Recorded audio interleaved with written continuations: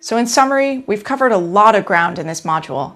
So we've returned to this task of retrieving a document of interest and have formulated this in terms of performing nearest neighbor search. We reviewed our nearest neighbor search algorithms for performing one nearest neighbor search as well as k nearest neighbor search.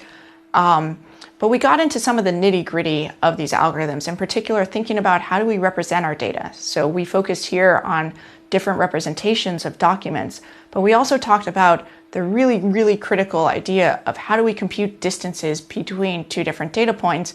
And we went through a set of different ways to compute these types of distances and discussed the trade-offs that we're faced with, and the fact that there's really no one answer for what's the right data representation and what's the right distance to use. And that's where a lot of domain knowledge comes in and can have a lot of impact on the performance of the algorithms. And you really have to think very critically there.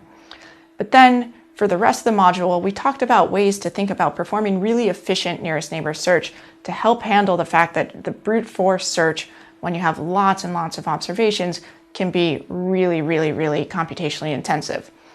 So we talked about KD trees as a very efficient data structure that we can use for performing our nearest neighbor search.